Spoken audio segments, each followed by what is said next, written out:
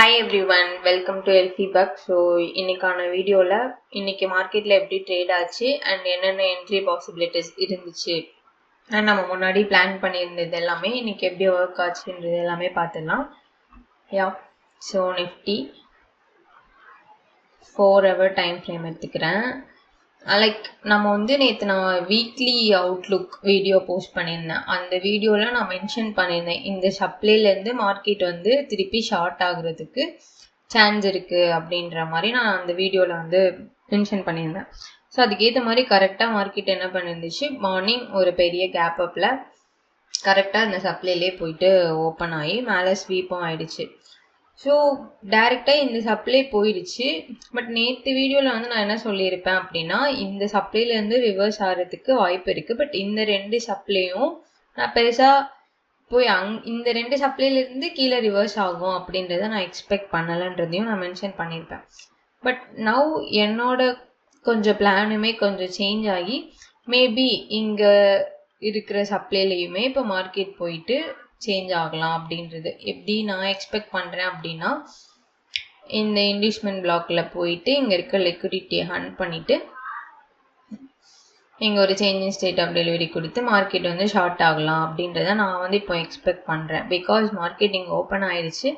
And இன்னொரு விஷயம், like இன்னும் இந்த supply still it's not at break. இது இன்னுமே பிரேக் ஆகலை. இங்கே இருக்கிற லிக்விடிட்டி ஹண்ட் ஆயிடுச்சு, இந்த சப்ளையில் இருக்கிற liquidity. So in case gap up ஆகி மேலே போகுது அப்படின்ற பட்சத்தில் இந்த சப்ளைலேருந்து நான் ரிவர்சல் எக்ஸ்பெக்ட் பண்ணுறேன். So in case market gap down ஆகுது அப்படின்ற போதுமே இங்கே தான் இந்த பிடிசி தான் நான் எக்ஸ்பெக்ட் பண்ணுறேன் டார்கெட்டாக. ஸோ இன்கேஸ் பிடிசியிலேருந்து பிடிசி பிரேக் ஆச்சுன்னா again it started to short fall ஆகிறதுக்கு ஷார்ட் ஆகுன்றது தான் என்னோட எக்ஸ்பெக்டேஷனாக இருக்குது. அண்ட் இன்னொரு விஷயம், இந்த சப்ளை சொன்னோம், இதுக்கப்புறம் இந்த 2 சப்ளை கேப் அப் ஆனால் இந்த 2 சப்ளை அதுக்கு மேலேயும் போகுது அப்படின்ற பட்சத்தில் அடுத்த சப்ளை இங்கேவா தான் இருக்கும்.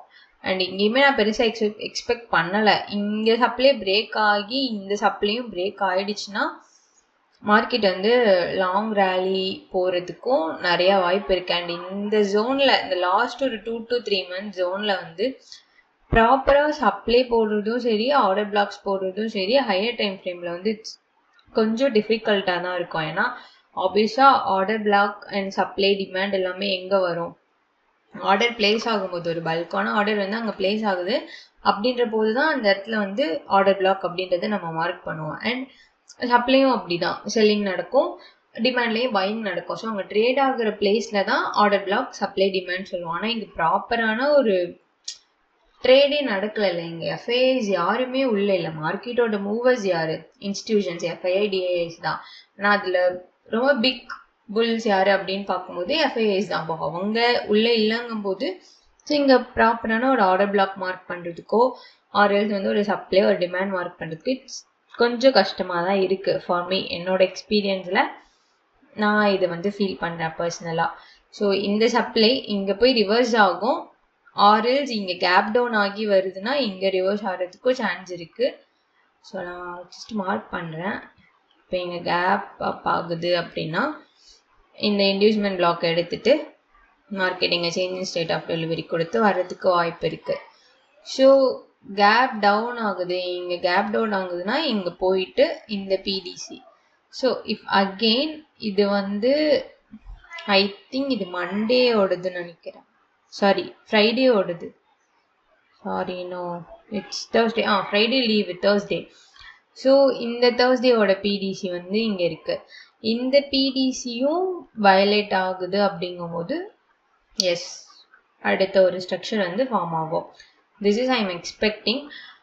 ஸோ அகெயின் இந்த சப்ளையும் if it is this supply is getting break அப்படிங்கும்போது இந்த சப்ளை நான் எக்ஸ்பெக்ட் பண்ணுறேன்.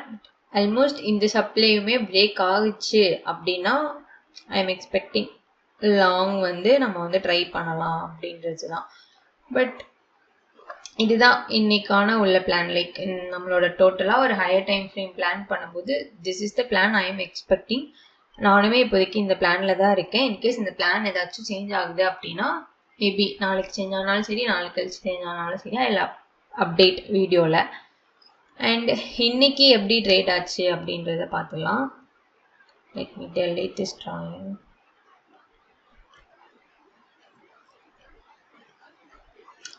ஸோ இது வந்து மார்க்கெட் நின்னதே வந்து ஒரு சப்ளைல அது நான் மார்க் பண்ணியிருந்தேன்.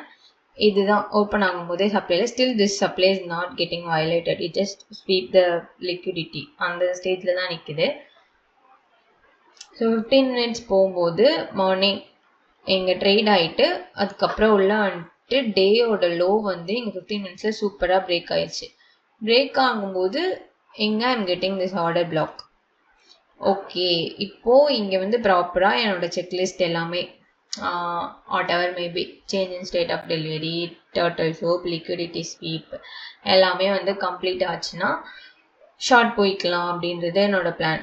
ஸோ 5 மினிட்ஸ் ரெஃபைன் பண்ணும்போது ஓகே இங்கே சூப்பராக ஆர்டர் பிளாக்ஸ் வந்து எங்கே வந்துடும், இங்கே போயிடும். திஸ் பிளாக் இங்கே ஆர்டர் பிளாக்ஸ்க்கு போயிடும். அதுக்கு ஏற்ற மாதிரி இங்கே கொட்டியாக ஒரு இன்டியூஸ்மெண்ட் பிளாக்கும் இருக்குது. கரெக்டாக? ஸோ இது நான் என்ன எக்ஸ்பெக்ட் பண்ணேன், இந்த இன்டியூஸ்மெண்ட் பிளாக்ல வந்து மார்க்கெட் வந்து டர்ட்டில் சூப் பண்ணிட்டு மேலே வந்து என்ட்ரி எடுத்துட்டு திருப்பி இங்கே எனக்கு change in state of delivery or change of character நடந்துச்சுன்னா ஓகே நான் வந்து என்ட்ரி எடுக்கலாம் அப்படின்றது என்னோட பிளான்.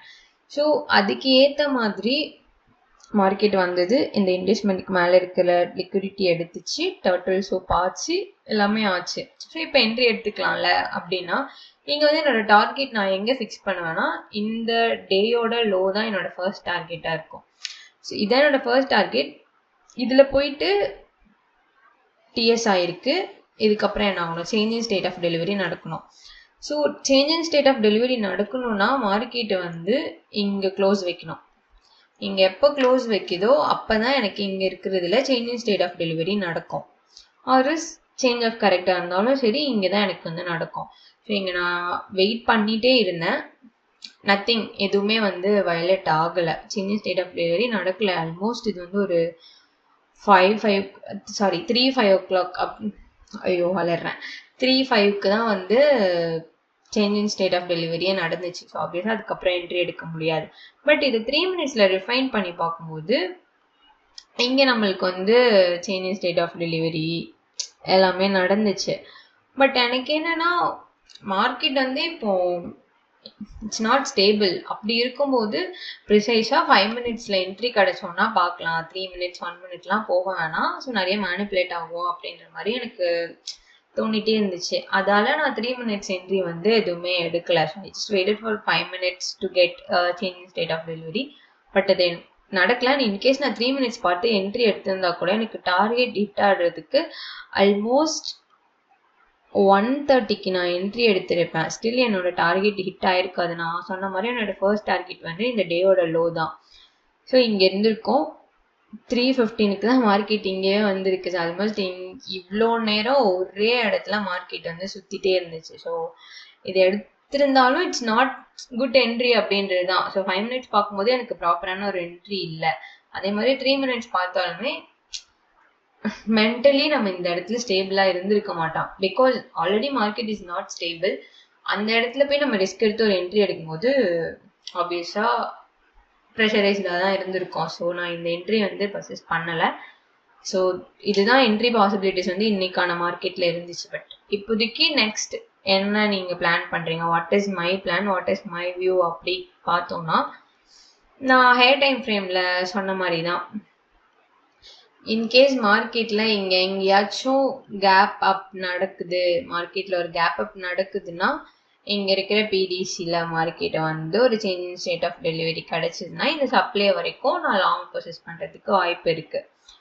ஆர்எல்ஸ் கேப் டவுன் ஆகுதுங்கும் போது இங்கே தான் நம்மளுக்கு பிடிசி இருக்கும், தேர்ஸ்டேயோட லாஸ்ட் ட்ரேட் ஆனது.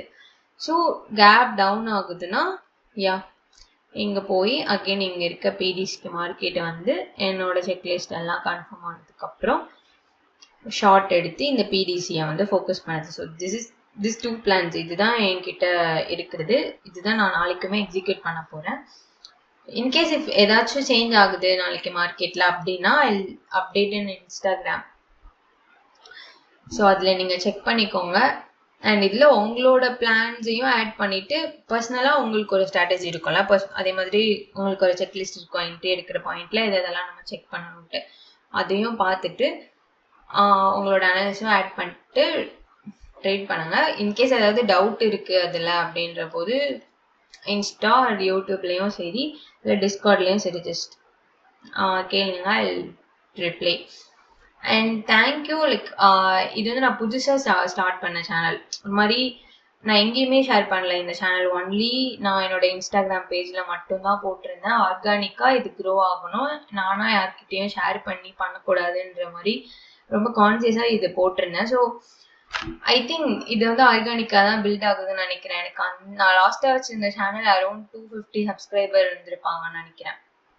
பட் அதை விட எனக்கு இந்த 43 சப்ஸ்கிரைபர்ஸே வந்து ரொம்ப பெருசாக தெரியுது. Because it's growing organically. நான் எங்கேயுமே ஷேர் பண்ணாமல் அது ஆகும்போது எனக்கு ஒரு மாதிரி சூப்பராக தெரியும். எனக்கு ரொம்ப பிடிச்சிருக்கு இந்த சேனல். ஸோ அண்ட் அதில் எனக்கு ஃபர்ஸ்ட் டைம் ஒரு 2 to 3 4 கமெண்ட்ஸ் வந்து இருந்துச்சு. லைக் நைஸ் எக்ஸ்பிளனேஷன், நல்லா எக்ஸ்பிளைன் பண்ணுறீங்கன்ற மாதிரி. So thank you so much for the support. இதே மாதிரி சப்போர்ட் கொடுத்துட்டே இருங்க. For sure I will share all my knowledge. நான் என்ன கெயின் பண்ணுறேனோ அதை நான் சொல்லித்தரேன். Yeah, thank you so much. Bye பாய்.